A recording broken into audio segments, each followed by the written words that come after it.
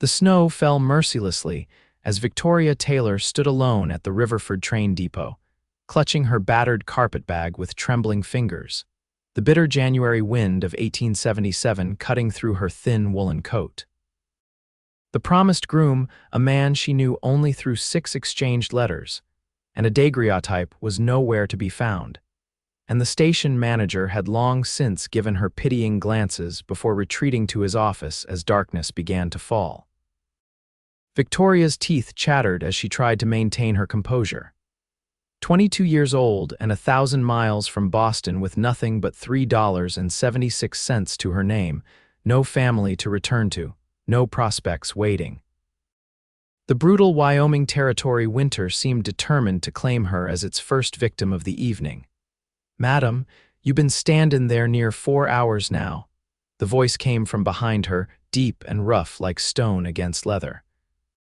Victoria turned, her blue eyes meeting the concerned gaze of a tall man atop a chestnut mare.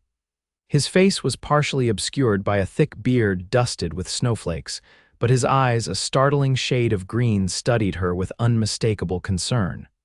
"I'm waiting for someone," she replied, her voice barely audible above the wind. The cowboy dismounted in one fluid motion, boots crunching in the fresh snow. "Name's Blake Summers. Station manager said there was a lady out here might need assistance." He paused, taking in her thin coat and the violent shivering she couldn't hide. "Whoever you're waiting for, miss, they ain't coming tonight, not in this weather." Victoria's lower lip trembled as the last of her hope dissolved. "He was supposed to be here, Mr. James Whitfield." "We were to be married tomorrow." Blake's expression darkened. "Whitfield, from over Blackwater Creek way," she nodded, a single tear escaping down her cheek. "Miss, I don't know how to tell you this gentle-like, but James Whitfield died 3 weeks ago. Typhoid took him and his mother both." The world seemed to tilt beneath Victoria's feet. She'd spent every penny she had on the train ticket west. There was nowhere to go, no one to turn to. Blake watched emotions war across her face: shock, despair, and then the frightening stillness of someone with no options left. Without hesitation, he shrugged out of his heavy buffalo coat and wrapped it around her shoulders. "I can't," she began to protest. "You can and you will," he said firmly, his voice leaving no room for argument. "My ranch is about an hour's ride from here. I've got a housekeeper, Mrs. Abernathy proper as they come. You can stay the night, get warm, figure things out tomorrow." Victoria clutched the coat around her, its warmth and weight immediately comforting. "Why would you help a stranger?" Blake's eyes crinkled slightly at the corners. "Out here, folks help each other or they don't survive. Simple as that." He extended a gloved hand. "Now, will you let me take you somewhere safe, miss?" "Taylor, Victoria Taylor." She hesitated only a moment before placing her small hand in his. "Thank you, Mr. Summers." With surprising gentleness, Blake helped her onto his horse, handing her the carpetbag before mounting behind her. As they rode away from the depot into the swirling snow, Victoria felt the solid warmth of his chest against her back, his arms securely around her as he held the reins. She didn't know what tomorrow would bring, but for tonight she was no longer alone in the vast, unforgiving wilderness. The journey to Blake's ranch passed in relative silence, broken only by his occasional directions for Victoria to hold tighter as they navigated steep terrain or crossed icy streams. The snow had lessened somewhat, but the cold remained bone-deep and merciless. "Just over this ridge," Blake said, his breath forming clouds in the frigid air. "Can you see the lights?" Victoria peered through the darkness and spotted the warm glow of windows in the distance. As they drew closer, she could make out the silhouette of a substantial log house, smoke curling from its stone chimney. "It's not what you might be used to back east," Blake said, a note of something like defensiveness in his voice. "But it's solid, keeps the heat in and the cold out." "It looks wonderful," Victoria replied sincerely. After hours in the bitter cold, any shelter would have seemed like a palace. As they approached, the front door swung open, revealing a stout woman with gray hair tied back in a severe bun. She wore a flour-dusted apron and held a lantern high. "Blake Summers, I was about to send the boys out looking for you." Her voice was loud but concerned, then her eyes fell on Victoria. Good heavens, who have you got there? Blake dismounted and helped Victoria down from the horse. Mrs. Abernathy, this is Miss Victoria Taylor. She was left stranded at the depot. Miss Taylor, this is Mrs. Abernathy, the backbone of this entire operation. The older woman's expression softened immediately. Oh, you poor dear, come in, you're half frozen. Victoria allowed herself to be ushered into the warm house, still wrapped in Blake's oversized coat. The interior was surprisingly comfortable, simple but clean, with a large fireplace dominating one wall of the main room. A sturdy table with 8 chairs stood nearby, and a few well-worn armchairs were positioned by the fire.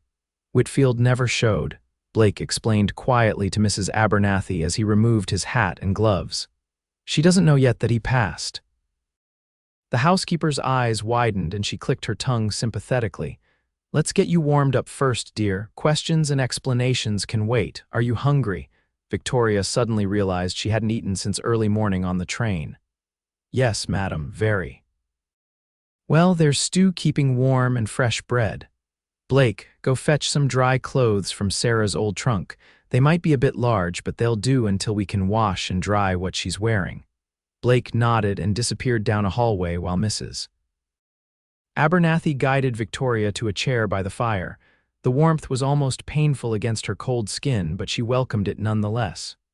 Who is Sarah? Victoria asked, suddenly worried she was taking someone else's place. Blake's sister, Mrs. Abernathy explained as she ladled thick stew into a bowl. Married a shopkeeper in Denver 2 years ago, left some things behind that never got sent on. Victoria accepted the bowl with trembling hands. Thank you, you're both very kind. Nonsense, it's the Christian thing to do. Now eat up before it gets cold. The stew was delicious, rich with chunks of beef and vegetables. Victoria hadn't realized how ravenous she was until the first bite touched her tongue. By the time Blake returned with a folded nightgown and robe, she had nearly finished the bowl. These should do for tonight, he said, placing them on a nearby chair. Tomorrow we can figure out what's next. Victoria set down her spoon, reality crashing back.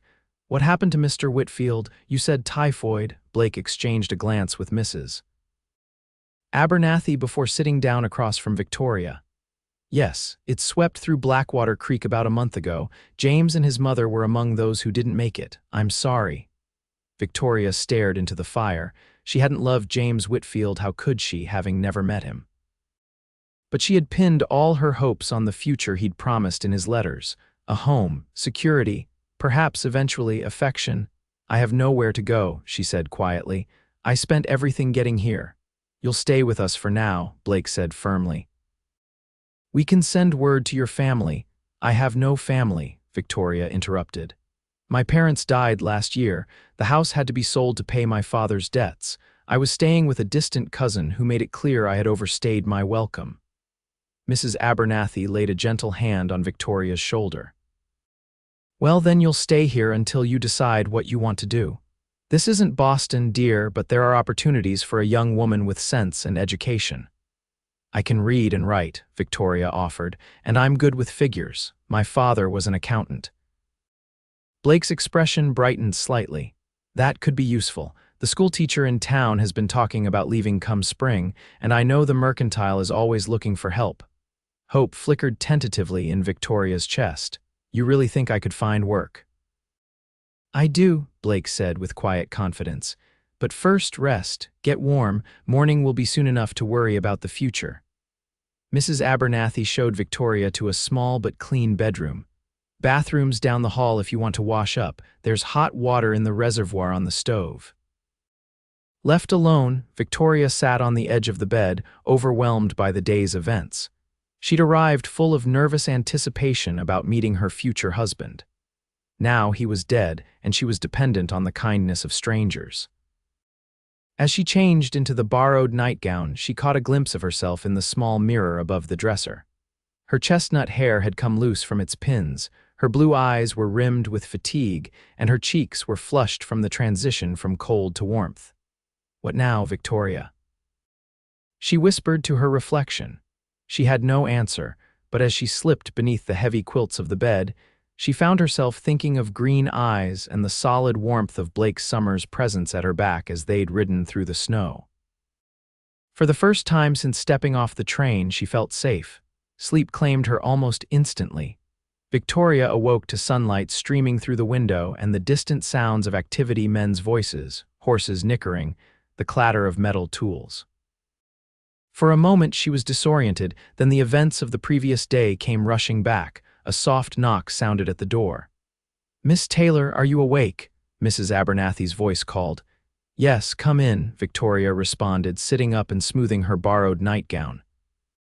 The housekeeper entered, carrying a tray with coffee and what smelled like fresh biscuits.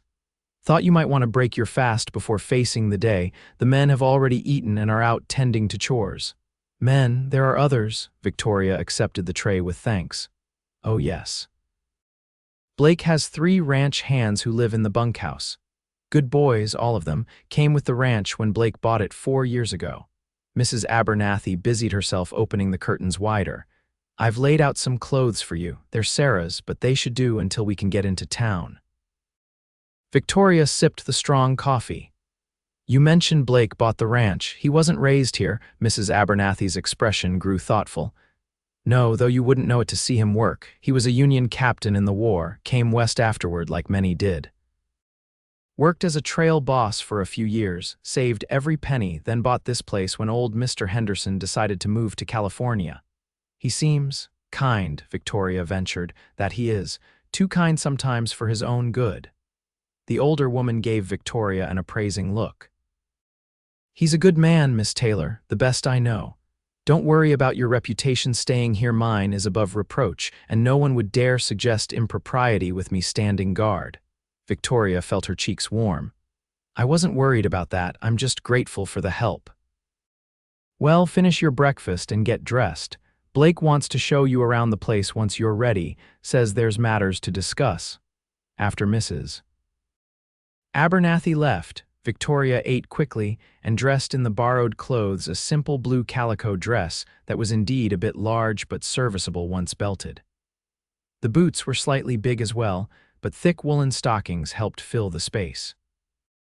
When she emerged from the bedroom, she found Blake waiting in the main room, studying some papers at the table. He looked up as she entered, and for a moment he simply stared. "Good morning," Victoria said, suddenly self-conscious. Blake stood quickly, nearly knocking over his chair. "Good morning, Miss Taylor. Did you sleep well?" "Very well, thank you, and please call me Victoria." "Victoria," he repeated, as if testing the name. "I thought you might like to see the ranch. It stopped snowing and the sun's out. I'd like that very much." Blake helped her into a coat Sarah's again and led her outside. The transformation from the previous night's blizzard was remarkable. The snow-covered landscape sparkled in the morning sun, and the air, though cold, was crisp and invigorating rather than punishing. "The main house, as you've seen," Blake said, gesturing behind them. "Bunkhouse is over there for the hands, Joe, Thomas, and Daniel. Good men, all of them, been here since before my time." Victoria followed his pointing finger to a smaller log structure about 50 yards from the main house. A thin wisp of smoke rose from its chimney. "The barn," he continued, indicating a large structure nearby. "Stables for the horses, storage for feed and equipment, workshops attached to the far end." As they walked, Blake pointed out various features of the ranch: the chicken coop, the smokehouse, the corrals, and in the distance, the pastures where cattle would graze once spring came. "It's lovely," Victoria said sincerely. "You've built something impressive here." Blake's expression softened with pride. "It's not the biggest spread in the territory, but it's good land. We do all right." They paused at the edge of a rise that overlooked a frozen creek.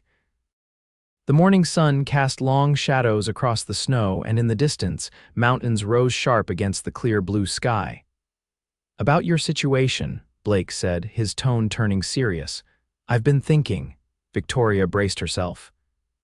Here it was the moment when he would politely explain that while he was happy to offer temporary shelter, she would need to make other arrangements soon. "I need help with the books," he said instead, surprising her. "Mrs. Abernathy mentioned you're good with figures." I can pay you fair wages to get them in order, might give you time to decide what you want to do next, save some money. Victoria stared at him, stunned by the unexpected offer. You would do that for me? You don't even know me. Blake's green eyes held her steadily. I'm a fair judge of character, Victoria, and it's not charity the books are a mess. I've been meaning to hire someone to sort them out. This just hastens the timeline. She wanted to protest, to insist she couldn't accept, but practicality won out. She needed work, and this would give her time to establish herself in the territory, to learn about other opportunities. Thank you, she said finally. I accept. Blake's smile transformed his face, softening the weathered lines and bringing a warmth to his eyes that made Victoria's heart beat a little faster. Good, you can start tomorrow. Today, rest, get your bearings. He hesitated, then added, if you'd like, I can take you to Whitfield's grave. To pay your respects. The unexpected kindness of the offer brought tears to Victoria's eyes. I would appreciate that, not today perhaps, but soon. Blake nodded, understanding in his gaze, whenever you're ready. As they walked back to the house, Victoria felt something she hadn't experienced in a long time: hope. Perhaps this unexpected detour in her plans wasn't the disaster it had initially seemed. The days quickly fell into a rhythm at the Summers Ranch. Each morning, Victoria would rise early, share breakfast with Blake and the ranch hands, then spend the morning working on the account books in the small room off the main parlor that served as Blake's office. The afternoons were often spent helping Mrs. Abernathy with household tasks or, occasionally, accompanying Blake on rides around the property as he checked on distant herds or fence lines. After a week, Victoria could hardly believe she had been there such a short time. The work suited her. Blake's accounts had indeed been in disarray, but she found satisfaction in bringing order to the chaos, creating neat columns of figures that told the story of the ranch's operations. You're a miracle worker, Blake declared one evening as he reviewed her latest work. I can actually understand where my money's going now. Victoria smiled, pleased by his praise. Your ranch is doing well, Mr. Summers, better than I think you realized. Blake, he corrected automatically. It had become a small ritual between them, he insisting she use his given name, she occasionally reverting to formality. Blake, she amended, you should consider expanding your herd come spring. The figures support it. He looked at her with that intensity that sometimes appeared in his gaze, as if he were trying to read something written just beneath her skin. You're good at this. My father taught me. He believed women should understand finance as well as men. A forward-thinking man. Yes. Sadness tinged her voice. He was. Blake seemed to sense her mood shift. I promised to take you to town. Tomorrow's Saturday market day. Would you like to go? Victoria brightened. Yes, please. I'd like to see more of the territory. It's settled then. We'll leave after breakfast. The next morning dawned clear and cold. Victoria dressed carefully in the clothes Mrs. Abernathy had altered for her, another of Sarah's dresses, this one a deep green that complemented her coloring. Blake was waiting by the wagon, dressed in what she recognized as his town clothes: a clean shirt, his least worn trousers, and a jacket that emphasized the breadth of his shoulders. You look nice, he said as he helped her up to the seat, then immediately flushed as if he hadn't meant to speak the thought aloud. Thank you, Victoria replied, feeling her own cheeks warm. So do you.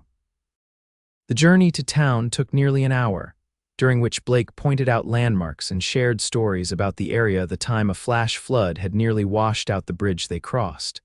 The stand of trees where a mountain lion had once been spotted, the rocky outcrop where local legend claimed a cache of Spanish gold was hidden. Riverford itself was smaller than Victoria had imagined: a single main street with wooden buildings lining both sides, a church at one end, and what appeared to be a schoolhouse at the other. Despite its modest size, the town was bustling with activity as farmers and ranchers from the surrounding areas came to trade goods and socialize. Not quite Boston, Blake said with a touch of apology in his voice as he helped her down from the wagon. It's charming, Victoria replied honestly. After the isolation of the ranch, the bustle of even this small town was exciting. Blake offered his arm, which she took after only a moment's hesitation. I need to stop at the bank and the mercantile, then I thought we might get dinner at the hotel restaurant. It's not fancy, but Mrs. Peterson makes a good roast on Saturdays. As they walked down the boardwalk, Victoria was aware of curious glances directed their way. Blake nodded greetings to several people, occasionally stopping to make introductions. Miss Taylor is helping with my accounts, he explained to Mr. Porter, the bank manager, a thin man with spectacles perched on his nose. Is she now? Porter raised an eyebrow. We could use someone with bookkeeping skills at the bank, Miss Taylor, should you ever be looking for more permanent employment. Victoria smiled politely. Thank you, sir. I'll keep that in mind. As they continued their errands, more people approached, each seemingly finding a reason to meet the mysterious woman on Blake Summers' arm. By the time they reached the mercantile, Victoria had been introduced to what felt like half the town. Is it always like this? She whispered to Blake as he examined a display of tools. He looked up, confused. Like what? Everyone is so curious. Understanding dawned on his face, followed by a rueful smile. Ah, well, I don't often come to town with a beautiful woman. You're something of a novelty. The casual compliment caught her off guard, and she busied herself examining a shelf of fabric to hide her flustered reaction. The proprietor of the mercantile, a jovial man named Thompson, was especially welcoming. Any friend of Blake's is welcome here, Miss Taylor. You let me know if there's anything you need. Actually, Blake interjected, Miss Taylor could use some things of her own. She arrived with just what she could carry. Thompson's eyes lit up at the prospect of a sale. We just got in some lovely fabrics from back east, and ready-made items too. What followed was a shopping expedition unlike any Victoria had experienced. Blake insisted on purchasing not just essentials, but also several lengths of fabric for new dresses, a pair of boots that actually fit, a warm coat, and even a pretty comb for her hair. I can't accept all this, Victoria protested as the items piled up on the counter. It's too much. Consider it an advance on your wages, Blake said firmly. You need proper clothes, especially with winter not yet half over. She wanted to argue further but could see the determination in his expression. I'll pay you back, every penny. I know you will. His confidence in her was both flattering and humbling. By the time they finished at the mercantile, it was past noon, and Blake suggested they head to the hotel for dinner. The restaurant was small but clean, with checkered tablecloths and a view of the street. Blake Summers, as I live and breathe, a female voice called as they entered. A tall, attractive woman with auburn hair approached, her red painted lips curved in a smile that didn't quite reach her eyes. It's been ages since you've been to town. Hello, Clara, Blake said, his tone polite but noticeably cooler than it had been with others. How's business? Thriving, she replied, then turned her gaze to Victoria. And who's this? Victoria Taylor. She's working at the ranch, helping with the accounts. Blake's introduction was clipped. Victoria, this is Clara Wilson. She owns the saloon down the street. Victoria nodded politely, not missing the calculating look in Clara's eyes. Accounts, is it? Clara's tone suggested she didn't believe a word. Well, how respectable. Blake always did have a soft spot for damsels in distress. Blake's jaw tightened. We'd like a table, Clara. I believe you're blocking the way. Clara stepped aside with exaggerated courtesy. Of course, enjoy your meal. As they passed, she added in a stage whisper, when you tire of playing ranch wife, come see me. I'm always looking for pretty girls. Victoria felt Blake's hand at the small of her back, guiding her firmly past Clara to a table by the window. His expression was thunderous. I apologize for that, he said once they were seated. Clara can be difficult. I take it you two have a history. Victoria asked, her curiosity getting the better of her. Blake's cheeks reddened slightly. Nothing serious. She's made it clear she'd like there to be more, but I'm not interested in what she's offering. A waitress appeared before Victoria could respond, saving them both from an increasingly awkward conversation. The meal was indeed excellent roast beef with potatoes and carrots, fresh bread still warm from the oven, and apple pie for dessert. As they ate, the tension from the encounter with Clara faded, replaced by the easy companionship that had been developing between them over the past week. Blake told her stories about the early days of the ranch, and Victoria shared tales of growing up in Boston. "I've never been farther east than Chicago," Blake admitted. "What's Boston like?" Victoria described the cobblestone streets, the harbor with its forest of ship masts, the public gardens in spring. "It's beautiful in its way, but crowded, noisy. Sometimes I felt like I couldn't breathe properly." "And here, can you breathe here?" His question seemed to hold more weight than the simple words suggested. Victoria looked out the window at the snow-covered street, the distant mountains, the vast sky. "Yes," she said softly, "here I can breathe." Their eyes met across the table, and something shifted between them, a recognition, perhaps, or a possibility. The moment was broken when the door to the restaurant opened, bringing with it a blast of cold air and a group of boisterous cowboys. Blake glanced at his pocket watch. "We should head back soon if we want to reach the ranch before dark." The ride home was quieter than the journey into town, both of them lost in their own thoughts. The wagon was loaded with their purchases, and Victoria found herself wondering about the practicalities of her situation. How long would Blake need her help with the accounts? What would she do when that work was complete? The offer from the bank manager was promising, but it would mean moving into town, away from Blake, she admitted to herself. Away from the man whose quiet strength and kindness had begun to occupy her thoughts more than was proper. As if sensing her troubled mind, Blake spoke. "Spring calving will start in about 2 months. It's the busiest time on the ranch. I could use an extra set of hands keeping track of everything: births, losses, which cows produced which calves. If you're interested in staying on." Hope fluttered in her chest. "I'd like that." His smile in the fading light made the long, cold journey worth every moment. 3 weeks passed in relative tranquility. Victoria settled further into life at the ranch, her new clothes and personal items making her feel less like a guest and more like she belonged. The account books were now meticulously organized, and she had begun creating a new system for tracking the ranch's operations that Blake claimed would save him hours of work each week. One crisp February morning, Blake appeared at breakfast with an unusually solemn expression. "If you're still wanting to visit Whitfield's grave, today might be a good day for it. Weather's clear, and I need to ride that way to check on the north pasture fences." Victoria set down her coffee cup, surprised by the offer but appreciative of his thoughtfulness. "Yes, I'd like that, thank you."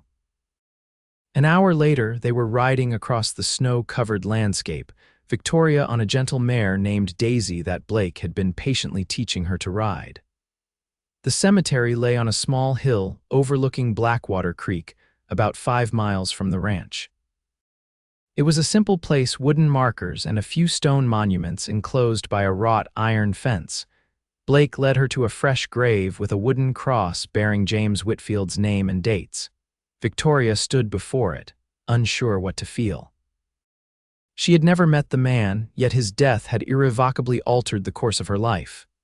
"Would you like a moment alone?" Blake asked quietly. Victoria shook her head.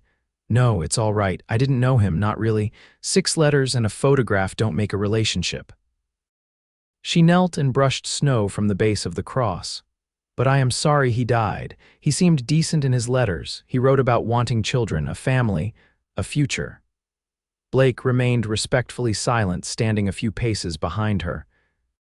"It's strange," Victoria continued, speaking more to herself than to Blake. "I mourn not for him, but for the life I thought I would have, the security." "What did your letters say?" Blake asked, his voice gentle. "If you don't mind my asking." Victoria stood, turning to face him. They were practical. He described his home, his plans for expanding his farm. He asked about my skills: cooking, sewing, whether I could read and write. He said he wanted a partner, not just a wife. Sounds like a sensible man. "Yes," Victoria's gaze returned to the grave. "I think we might have had a comfortable life together in time, not a grand romance, but something steady and real." "Is that what you want?" Blake's question was soft but direct. "Something steady and real." Victoria met his eyes, startled by the intensity she found there. "Yes," she said honestly. "After losing my parents, after everything, yes, something I can count on." Blake nodded, his expression unreadable. We should head to the north pasture before the sun gets much higher. As they rode away from the cemetery, Victoria felt a sense of closure. She had paid her respects to the man who had unwittingly brought her to Wyoming, and now she could truly look forward, not back. The north pasture was breathtaking, a wide expanse of snow-covered grass, bordered by a line of pine trees, and split by a half-frozen creek. Blake dismounted to check a section of fence, and Victoria took the opportunity to simply absorb the beauty around her. "It's so peaceful here," she said when Blake returned to her side, "so different from anything I've known before." "It can be harsh too," Blake warned. "Spring floods, summer droughts, blizzards that can kill a man caught unprepared. But yes, there's peace in it too. A different kind of living." Victoria nodded, understanding what he meant. The challenges here were straightforward survival, whether the land itself. Not the complex social hierarchies and financial pressures of Boston society. "I think I prefer this kind of challenge," she said. "It's honest, at least." Blake's expression softened as he looked at her. "You're adapting well. Most Eastern women find it too primitive." "Perhaps I wasn't meant for parlors and tea parties. Perhaps not." There was approval in his voice that warmed her more than her heavy coat. They were about to remount when a sound caught their attention, the distressed lowing of cattle. Blake immediately tensed, his hand moving to the rifle in his saddle holster. "Stay here," he instructed, swinging up onto his horse. "What is it?" Victoria asked, alarmed by his sudden change in demeanor. "Probably nothing, but that's not where the herd should be." He hesitated, then added, "If you hear gunfire, ride back to the ranch. Don't wait for me." Before Victoria could protest, he was galloping toward the sound, leaving her alone with her anxious thoughts and the restless mare beneath her. Minutes stretched into what felt like hours as Victoria waited, straining to hear any sound beyond the whisper of wind through the pines and the occasional stamping of Daisy's hooves. Finally, just as she was debating whether to follow Blake or obey his instructions to return to the ranch, she spotted him riding back toward her, another figure on horseback beside him. As they drew closer, Victoria could see that the second rider was a young man, perhaps 18 or 19, wearing clothes too thin for the weather and an expression of miserable embarrassment. "Victoria, this is Peter Collins," Blake said as they approached. "He's new to ranching and got himself turned around trying to find some strays." The young man ducked his head, unable to meet Victoria's eyes. "Madam, I'm awful sorry for the trouble." "No trouble," Blake said, though his tone suggested otherwise, "but you need to be more careful, Collins. Easy to freeze to death out here if you don't know where you're going." "Yes, sir, won't happen again," Blake nodded toward the south. "Your ranch is that way. Follow the creek until you hit the split rock, then head east. You can't miss it." "Thank you, Mr. Summers." The young man tipped his hat to Victoria. "Madam." They watched as he rode away, his shoulders hunched against the cold. "Will he be all right?" Victoria asked, concerned by the boy's inadequate clothing. "He should be. It's not far to the Collins place." Blake's expression was troubled. "His father bought that spread last fall. City folk with ideas about ranching but no experience. I've tried to offer advice, but the father's a proud man." The boy seemed willing to learn. "Yes, that's something at least," Blake sighed. "Let's head back. Storm's coming in from the northwest." Victoria hadn't noticed any change in the weather, but as they rode, she saw the dark clouds building on the horizon. By the time they reached the ranch, the wind had picked up considerably, driving icy particles against their faces. "Just in time," Blake said as they stabled the horses. "This one looks bad." He was right. By evening, the storm had descended in full fury, howling around the corners of the house and driving snow against the windows in blinding sheets. Victoria was grateful for the solid walls and blazing fire as she sat in the parlor after dinner, a book in her lap but her attention on the tempest outside. "Penny for your thoughts," Blake said, settling into the chair opposite hers. "Mrs. Abernathy had retired early with a headache, leaving them alone. "I was thinking about that boy today, Peter, and how easily things can go wrong out here." Blake nodded, his expression somber. "Nature doesn't forgive mistakes the way people might." "Is that why you helped me?" Victoria asked, the question that had been lingering in her mind finally finding voice. Because nature doesn't forgive, partly, Blake admitted. No one deserves to freeze to death at a train station, but also, he hesitated, seeming to search for words. Also. Victoria prompted when he didn't continue. There was something about you, standing there in the snow, alone but not defeated. I admired that. His words warmed her more than the fire. I wasn't feeling very admirable at that moment, just desperate. Courage often looks like desperation from the inside. Blake leaned forward, his elbows on his knees. Victoria, there's something I've been meaning to ask you. Her heart quickened at his serious tone. Yes. Before he could continue, a tremendous banging came at the front door, nearly drowned out by the howling wind. Blake was on his feet instantly, striding to answer it. When he opened the door, a blast of snow and frigid air swept in, along with two snow-covered figures supporting a third between them. Mr. Summers, one shouted above the storm. Thank God you're home. Blake immediately helped them inside, closing the door against the gale. Collins. What happened? Victoria recognized the sodden, half-frozen form of young Peter Collins, now being lowered onto the rug before the fire. With him were two men, one older, with a resemblance to Peter that marked him as the boy's father, and another who appeared to be a ranch hand. Went out looking for strays, the older Collins gasped, his lips blue with cold. Got caught in the storm. Boy fell through ice at the creek crossing. Yours was the nearest place. Blake was already in motion, shouting for Mrs. Abernathy while stripping the wet clothes from the barely conscious Peter. Victoria hurried to help, bringing blankets from the chest by the wall. Get those wet things off, all of you, Blake commanded the other two men. Victoria, can you make coffee, strong and sweet? Mrs. Abernathy. We need hot water bottles. The next hour was a flurry of activity as they worked to warm the three half-frozen men. Peter was in the worst shape, his extremities dangerously cold and his breathing shallow. Blake and Victoria worked side by side, rubbing circulation back into blue-tinged fingers and toes, while Mrs. Abernathy prepared hot drinks and heated bricks to place around the shivering bodies. Will he be all right? Mr. Collins asked anxiously, watching his son from beneath a pile of blankets. Too soon to tell, Blake said honestly, but he's young and strong, that helps.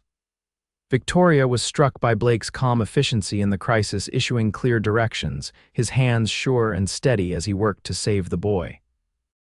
There was no panic, no wasted motion, just the determined focus of a man accustomed to emergencies. By midnight, Peter's condition had stabilized enough that Blake felt confident moving him to a bed. The older Collins refused to leave his son's side, so Mrs. Abernathy prepared the spare room for both of them, while the ranch hand was given a place in the bunkhouse with Blake's men. You should get some rest, Blake told Victoria as they stood in the hallway outside the spare room. You've done more than enough, Victoria shook her head. I'm not tired. And I'd like to help keep watch if you don't mind.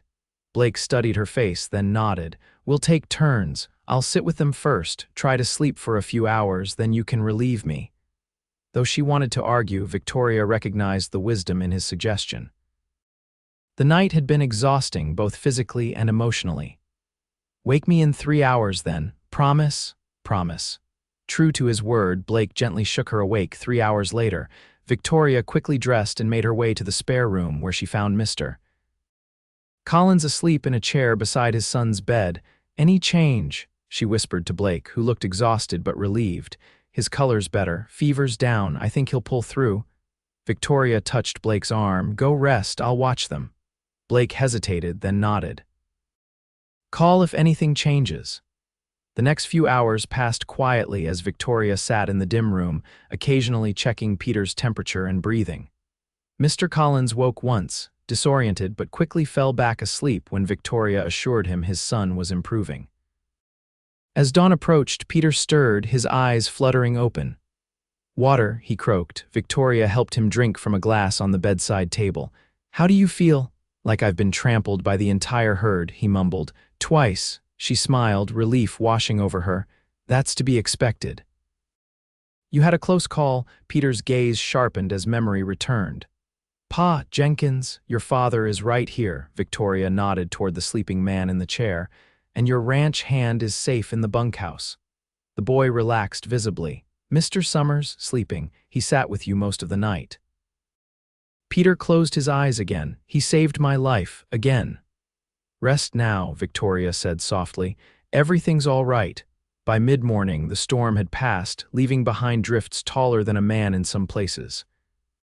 Peter was well enough to sit up and eat a light breakfast, though Blake insisted the Collins family remain at the ranch another day to ensure the boy's full recovery. I don't know how to thank you, Mr. Collins said to Blake as they stood on the porch, surveying the transformed landscape. The older man's demeanor had changed markedly from the day before, the proud stubbornness replaced by genuine humility. If you hadn't taken us in. No need for thanks, Blake replied. Any rancher would have done the same. Collins shook his head. Not after the way I've behaved. Refusing your advice, acting like I knew better when I've been nothing but a fool. Blake clapped him on the shoulder. Learning the hard way is still learning. The important thing is your boy's alive and you're both wiser for it. I'd be grateful for any guidance you're willing to give, Collins said, about ranching in this territory if the offer still stands. It does, Blake smiled. We'll talk more when Peter's fully recovered. Victoria, watching from the doorway, felt a surge of admiration for Blake's generosity of spirit. He had every right to be smug or resentful toward a man who had rejected his help, yet there was nothing but genuine concern in his manner. Later that day, as she helped Mrs. Abernathy prepare dinner, Victoria found herself reflecting on the events of the past 24 hours. The crisis had revealed aspects of Blake's character that impressed her deeply: his decisive action in an emergency, his skill and knowledge, his forgiveness toward Collins. And something else had been revealed too: her own feelings for Blake Summers had grown far beyond gratitude or friendship. Somewhere amid the accounts and the rides across the ranch and the quiet evenings by the fire, she had fallen in love with him. The realization should have frightened her. She had come to Wyoming to marry a stranger out of necessity, not romance. Yet here she was again, her heart involved in a way she hadn't planned. But Blake wasn't James Whitfield. He wasn't a stranger known only through letters. He was a man she had observed in crisis and calm, in kindness and in strength. A man whose actions matched his words, a man who had never indicated he saw her as anything more than an employee and a friend. Victoria pushed the troubling thought aside as she carried a stack of plates to the dining room. Whatever her feelings, she had a place here, work that mattered, and people who valued her contribution. For now, that would have to be enough. The Collins family left the following day. Mr. Collins, full of renewed promises to heed Blake's advice, and Peter looking considerably healthier, though still weak.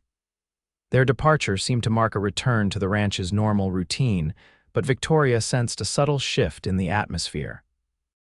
Blake was quieter than usual, often lost in thought, and several times she caught him watching her with an expression she couldn't quite decipher.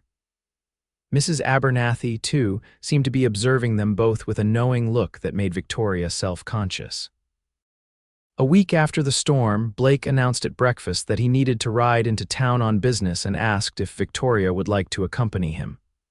I'd enjoy the company, he added when she hesitated, and I thought you might want to look at some more fabric. Mrs. Peterson mentioned she's willing to help with sewing if you'd like more dresses made. Thank you, I'd like that, Victoria replied, pleased by the invitation despite her confusion about his recent mood. The ride to town was pleasant, the snow beginning to recede in patches as February gave way to March. Blake seemed more relaxed away from the ranch, pointing out early signs of spring: a red-winged blackbird here, a patch of exposed grass there. Their first stop in town was the bank, where Blake had business with Mr. Porter. While he spoke with the banker, Victoria browsed a display of advertisements and notices on a board near the door. One in particular caught her eye: a posting for a teaching position at the Riverford School, beginning in April. The current teacher, Miss Hammond, was indeed leaving, as Blake had mentioned weeks ago. Interested? Mr. Porter's voice came from behind her. You'd be good at it, I think. Victoria turned, surprised. "What makes you say that?" The banker adjusted his spectacles. "You've got the education for it, clearly, and patience. I've seen you explaining accounts to Blake. If you can make him understand figures, you can teach children their letters." Victoria laughed. "Blake understands perfectly well. He just hadn't organized his thoughts on paper. Still." Porter tapped the notice. "Think about it. Pay's not grand, but there's a cottage that comes with the position. Independence, independence." The word resonated with Victoria in an unexpected way. She had come west seeking security, a place to belong. But perhaps what she truly needed was to stand on her own 2 feet, to build something for herself rather than attaching her future to a man's protection. "Thank you," she said thoughtfully. "I will consider it." When Blake finished his business, they continued to the mercantile, where Victoria selected fabric for 2 new dresses and some practical items for the household. Blake seemed distracted, agreeing to her selections without his usual attentiveness. "Is everything all right?" She finally asked as they left the store. "You seem preoccupied today." Blake hesitated, then gestured toward the hotel restaurant. "Let's get some lunch. There's something I need to discuss with you." Victoria's stomach tightened with apprehension, but she nodded and followed him into the restaurant. Unlike their previous visit, they were seated immediately, with no sign of Clara Wilson. After they ordered, Blake seemed to struggle for words, which was unlike him. Finally, he reached into his coat pocket and withdrew an envelope. "This came yesterday," he said, sliding it across the table to her. "From Denver." Victoria looked at the envelope, addressed to Blake in an elegant feminine hand. "From your sister?" "Yes." Blake's expression was unreadable. "Sarah's husband has been offered a position in San Francisco. They're moving next month. She wants her things sent on the trunk with her clothes, her mother's china, the book she left behind." Victoria nodded slowly, understanding beginning to dawn. "Her clothes, the ones I've been wearing." "Yes." Blake ran a hand through his hair, a gesture of frustration she had come to recognize. "Victoria, I want you to know this changes nothing about your position at the ranch. You're still welcome to stay as long as you wish. Your work has been invaluable." "But it does change things," Victoria said quietly. "I've been using borrowed time, borrowed clothes. It was temporary from the beginning." Blake's green eyes fixed on hers with an intensity that made her breath catch. "It doesn't have to be." Before he could elaborate, their food arrived, forcing a pause in the conversation. Victoria's mind raced as she mechanically ate her stew. Was Blake suggesting what she thought he might be? Or was she misinterpreting his words, seeing what she wanted to see? When the waitress had gone, Blake leaned forward. "Victoria, I've been meaning to talk to you about the future, your future." He was interrupted again, this time by the arrival of Reverend Matthews, the local minister, who stopped by their table with a warm greeting. "Miss Taylor, how lovely to see you again. Blake tells me you've been a godsend at the ranch." Victoria smiled politely, though inwardly she was cursing the interruption. "That's very kind of him to say. Will we see you at services on Sunday?" "The weather's improving and the roads should be passable." "Yes, I think so," Victoria replied, glancing at Blake for confirmation. "We'll be there," Blake agreed, though he looked as frustrated as Victoria felt by the minister's timing. After several more minutes of pleasantries, the Reverend finally moved on, but the moment had been broken. Blake seemed to retreat into himself again, and their conversation turned to safer topics: the ranch, the weather, plans for spring planting. As they prepared to leave town, Victoria spotted the schoolhouse and remembered the notice at the bank. "Blake," she said hesitantly, "I saw that they're looking for a new teacher for the school, beginning in April." Blake's hands stilled on the wagon reins. "Yes, Miss Hammond is getting married. Mr. Porter suggested I might apply for the position." There was a long pause before Blake replied, his voice carefully neutral. "Is that something you want to do?" Victoria wasn't sure how to answer. An hour ago, the idea had seemed appealing, a way to establish herself independently in the community. Now, after Blake's interrupted attempt to discuss their future, she was less certain. "I don't know," she admitted. "It would be a change." Blake nodded, his expression giving nothing away. "You'd be good at it. The children would be lucky to have you." "But," Victoria prompted, sensing there was more he wanted to say, but nothing. Blake flicked the reins, starting the horses toward home. It's your decision to make. The ride back to the ranch was quiet, both of them lost in their own thoughts. Victoria couldn't help feeling that something important had been left unsaid, a conversation begun but never finished. As they neared the ranch, Blake finally broke the silence. There's a social next Saturday. At the town hall, dancing, food, that sort of thing. Would you like to go? The invitation surprised her. A dance, I'd like that very much. Good, Blake smiled, the tension between them easing slightly. It's settled then. That evening, as Victoria prepared for bed, a knock came at her door. She opened it to find Mrs. Abernathy standing there, a knowing look on her face. Heard you might be considering the teaching position, the housekeeper said without preamble. Victoria blinked in surprise. News travels fast. Small town, Mrs. Abernathy stepped into the room, closing the door behind her. Blake mentioned it when you got back. It's just an idea at this point. I haven't decided anything. The older woman sat on the edge of Victoria's bed, patting the space beside her in invitation. When Victoria joined her, Mrs. Abernathy took her hand. I've known Blake Summers for 4 years now, watched him build this ranch from nearly nothing into something to be proud of. He's a good man, the best I know. I know that, Victoria said softly, but he's also a proud man, and sometimes a foolish one, Mrs. Abernathy's eyes were kind but direct. He cares for you, Victoria, more than cares. Victoria's heart quickened. Did he say something to you? He doesn't have to. I have eyes. The housekeeper squeezed her hand. But he's also a man who believes in doing things proper. He won't speak until he's sure of your feelings. And the teaching position has him tied in knots, thinking you're looking for a way to leave the ranch. Leave him. Mrs. Abernathy stood, smoothing her apron. Just something to consider before you make any decisions. After the housekeeper left, Victoria sat for a long time, turning the conversation over in her mind. Could it be true? Did Blake have feelings for her beyond friendship and professional respect? The possibility both thrilled and frightened her. She had come to Wyoming for practical reasons: security, a home, perhaps eventually affection. What she felt for Blake was far beyond the sensible arrangement she had expected with James Whitfield, and yet Blake had never spoken directly of his feelings. Perhaps Mrs. Abernathy was mistaken. Perhaps what she saw as romantic interest was merely Blake's natural protectiveness, his sense of responsibility toward someone under his care. Victoria fell asleep with these thoughts circling in her mind, no closer to a decision about the teaching position or her future. The week leading up to the dance was busy with ranch work. The first signs of spring brought new tasks: preparations for calving season, repairs to fences and outbuildings damaged by winter storms, inventory of supplies needed for the coming months. Victoria continued her work with the accounts, but also found herself drawn into other aspects of ranch life. She helped Mrs.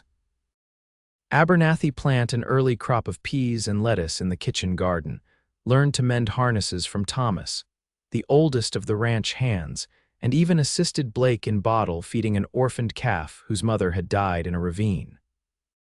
"You're a natural," Blake commented as they walked back from the barn one evening, the sun setting in a spectacular display of orange and pink behind the mountains. "Most city women would run from half the things you've tackled." Victoria smiled, pleased by his praise. "I like the work. It's honest, meaningful. Not all of it is this pleasant. Wait until summer branding or fall slaughter. I'm stronger than I look, Blake Summers." He glanced down at her, something soft in his expression. "I've never doubted that for a moment."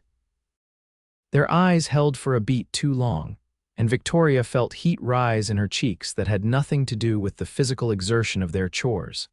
Saturday arrived with perfect weather, sunny and mild, the snow now patchy across the landscape.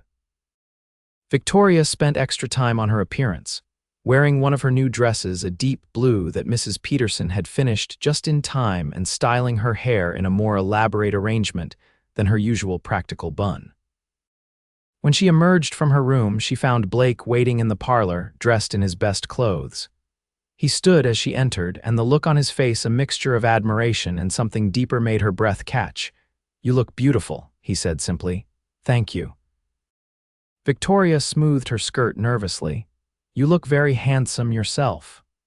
The ride to town passed quickly, filled with easy conversation and shared observations about the changing season.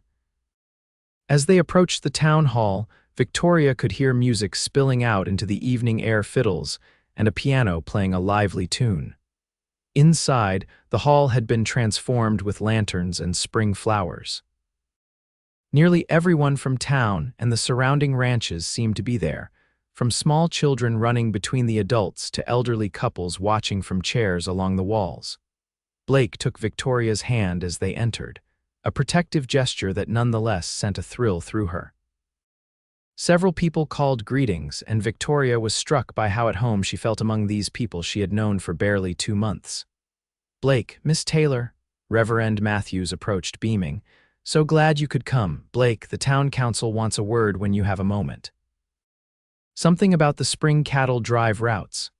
Blake looked reluctant to leave Victoria's side.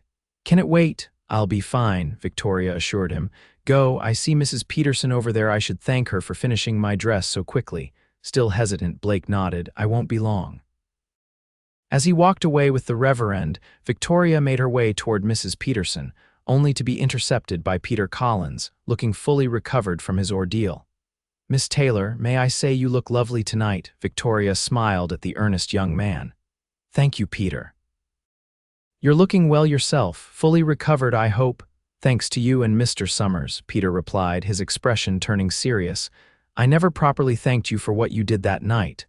There's no need. I'm just glad you're all right. The music changed to a waltz, and Peter glanced toward the dancing area. Would you? Might I have this dance? Victoria hesitated, looking for Blake, but he was deep in conversation with several men across the room. Of course.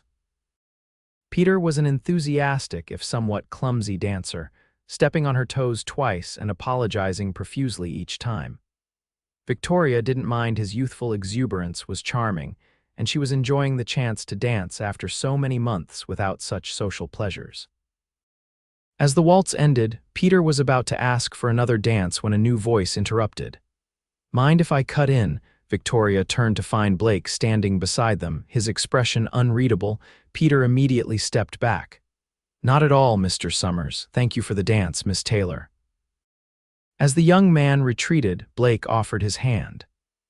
May I? Victoria placed her hand in his as the music began again, another waltz, slower than the first. Blake's arms circled her waist, holding her at a proper distance, but still close enough that she could feel the warmth of his body. Unlike Peter, Blake danced with confident grace, guiding her smoothly across the floor. Victoria had never felt so perfectly matched with a partner. You dance very well, she said, looking up at him. I wouldn't have expected it. A smile tugged at the corner of his mouth. My mother insisted all her children learn, said even cowboys should know how to behave in civilized company. She was a wise woman, she was. Blake's hand tightened slightly at her waist. She would have liked you. The simple statement affected Victoria more deeply than any elaborate compliment could have. I would have liked to meet her. They continued to dance, falling into a comfortable silence that felt more intimate than conversation. Victoria was acutely aware of Blake's hand at her waist, the subtle pressure of his fingers against hers, the way his eyes never left her face. As the music came to an end, Blake didn't immediately release her. Would you like to step outside for some air? It's getting warm in here. Victoria nodded, suddenly eager to be away from the crowded room and the curious glances being directed their way. Outside, the night was clear and cool, stars blanketing the sky in a display impossible to see in Boston with its gas lamps and coal smoke. Blake led her to a bench beneath an old oak tree, its branches just beginning to bud with the promise of spring. Are you enjoying yourself? He asked as they sat. Very much. It's a lovely evening. Blake seemed to be gathering his thoughts, his fingers tapping in a regular rhythm against his knee. Victoria, about what we started to discuss in town the other day. Her heart quickened. Yes, I've been thinking a lot about the future, about the ranch, and he took a deep breath. About you, Victoria waited, hardly daring to breathe. When I found you at that train station, I was just trying to help someone in need. I never expected. Blake turned to face her fully. I never expected you. Blake, please let me finish before I lose my nerve. He took her hands in his. These past 2 months watching you adapt to ranch life, seeing your strength and your kindness, you've become essential, Victoria, not just to the running of the ranch, but to me. Hope bloomed in Victoria's chest, but she needed clarity. Essential how? Blake's green eyes were earnest in the moonlight. In every way, as a partner, a friend. He swallowed hard. As the woman I've come to love. The words hung in the air between them, and for a moment Victoria couldn't speak past the emotion tightening her throat. I know it's sudden, Blake continued, misinterpreting her silence. And I know you came here expecting a different life with a different man. If you need time, or if you're still considering the teaching position, Victoria placed her fingers against his lips, stopping his words. Blake Summers, are you asking me to marry you? He caught her hand, pressing a kiss to her palm that sent shivers down her spine. Yes, inelegantly perhaps, but yes, I'm asking you to be my wife, to build a life with me at the ranch, to be my partner in everything. Joy swept through Victoria like a summer storm, powerful, transformative, washing away all doubts. Then my answer is yes. Yes, Blake repeated, as if he couldn't quite believe what he was hearing. Victoria laughed, the sound pure happiness. Yes, I love you too, Blake. I think I have for weeks now. Blake pulled her into his arms, his embrace fierce yet gentle. When he kissed her, it was with a tenderness that made her heart ache, a promise of all that was to come. When they finally drew apart, both breathless, Blake rested his forehead against hers. I was so afraid you'd take that teaching job, move into town. I considered it, Victoria admitted, but not because I wanted to leave the ranch. I thought perhaps I needed to establish myself independently, to have something of my own. You can still teach if you want to, Blake said immediately. We could work something out, or you could help with the ranch accounts, or both, or neither, whatever would make you happy. His willingness to support her choices, to see her as a true partner rather than a possession, confirmed what Victoria already knew. She had found not just security, but a rare and precious love. What would make me happy, she said softly, is a life with you. The rest we can figure out together. Blake kissed her again, sealing their promise beneath the vast Wyoming sky. They were married 3 weeks later in the small church in Riverford, with Mrs. Abernathy beaming in the front pew and the ranch hands uncomfortably handsome in their Sunday best. Reverend Matthews performed the ceremony, his kind face wreathed in smiles as Blake and Victoria exchanged vows. Victoria wore a simple white dress that Mrs. Peterson had worked day and night to finish in time, with a crown of early spring wildflowers in her hair. Blake, standing tall and proud in a new suit, looked at her as if she were the only person in the world as she walked toward him on Mr. Collins' arm. Never seen the boss so happy, Thomas whispered to Daniel as Victoria reached the altar. Like a different man since she came. After the ceremony, the entire town gathered for a celebration at the ranch, tables laden with food, music from local musicians, and dancing that continued long after sunset. Blake and Victoria moved among their guests, accepting congratulations and well wishes from people who had, in a remarkably short time, become friends and neighbors. Look at them, Mrs. Abernathy said to Reverend Matthews, nodding toward the newlyweds. 2 months ago, she was stranded at the depot with nowhere to go. Now she's the heart of this place. The Reverend smiled. The Lord works in mysterious ways. Sometimes not so mysterious, Mrs. Abernathy replied with a knowing look. Sometimes he just needs a little help from a blizzard and a good man with a warm coat. As the evening drew to a close, Blake found Victoria standing at the edge of the yard, looking out over the ranch, their ranch now, with a contented smile. Having second thoughts, Mrs. Summers? He asked, slipping his arm around her waist. Victoria leaned into him, savoring the sound of her new name. Not one. I was just thinking how differently things turned out than I expected when I left Boston. Disappointed, she turned in his arms, reaching up to touch his bearded cheek. The opposite. I came looking for security, for a sensible arrangement. I found love instead, real love. Blake's eyes darkened with emotion. And a partner who can balance the accounts, Victoria laughed. That too, though I suspect you could have managed without me.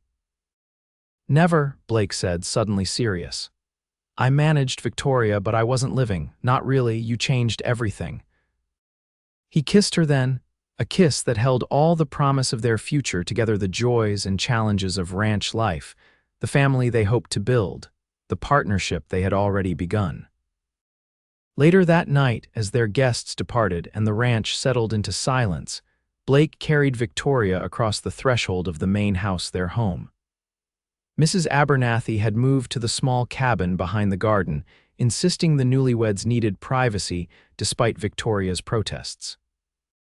"Welcome home, Mrs. Summers," Blake said softly as he set her on her feet in the parlor, now transformed with fresh curtains and the feminine touches Victoria had gradually added over the weeks. "It already feels like home," she replied, looking around at the room where she had first sat cold and uncertain on that snowy January night. "It has since that first evening. Even then," Victoria nodded, "even then, something about this place, about you, felt right from the beginning." Blake drew her into his arms, his expression one of wonder and gratitude. "I thank God every day that I rode to the depot that evening." "As do I," Victoria whispered against his lips. "As do I." 1 year later, Victoria stood on the porch of the ranch house, watching as Blake demonstrated roping techniques to a group of neighboring ranchers' sons, including a much more confident Peter Collins. Her hand rested on the slight swell of her belly, where their first child was just beginning to make its presence known. The ranch had prospered under their joint care. Blake's practical knowledge of cattle and land, combined with Victoria's meticulous record-keeping and business acumen. They had expanded the herd, improved the breeding stock, and even added a small orchard that Victoria was nurturing with the same care she gave to their account books. 3 days a week, she also taught at the Riverford School, having taken the position when Miss Hammond left, but on her own terms, riding in from the ranch each morning and returning each afternoon. The arrangement satisfied her desire for independence while allowing her to remain fully involved in ranch operations. As if sensing her thoughts, Blake looked up from his demonstration and caught her eye across the yard. His smile, still capable of making her heart race after a year of marriage, was full of love and pride. Victoria smiled back, thinking of how far they had both come since that snowy evening at the train depot. She had arrived in Wyoming territory seeking security and found something far more precious, a love that had transformed her life in ways she could never have imagined. Blake excused himself from the group and walked toward her, his long strides quickly covering the distance between them. "Everything all right?" he asked, his hand automatically reaching to cover hers on her belly. "Perfect," Victoria assured him, leaning into his embrace. "I was just thinking about how lucky I am that James Whitfield never showed up at that depot." Blake's arm tightened around her waist. "His loss, my immeasurable gain." He pressed a kiss to her temple. "Though I suspect I would have found you somehow. Some things are meant to be." Victoria thought of all the chance events that had brought them together: a mail-order arrangement gone awry, a blizzard, a man with enough compassion to help a stranger. Perhaps Blake was right. Perhaps some things were indeed meant to be. "I love you, Blake Summers," she said simply. "And I love you, Victoria Summers," he replied, his voice rough with emotion. "Yesterday, today, and all our tomorrows." As they stood together on the porch of the home, they had built not just the physical structure, but the life they shared. Victoria knew with absolute certainty that she had found her place in the world. Not as the wife of a man she had never met, but as the beloved partner of a man she knew to his very soul. The Wyoming wind swept across the land that was now as much a part of her as the Boston of her youth had ever been, and Victoria smiled, thinking of the frightened young woman who had stood alone at the Riverford depot just over a year ago. How fortunate she had been that a kind cowboy had wrapped her in his coat and led her away, not just to shelter, but to love, to purpose, to home.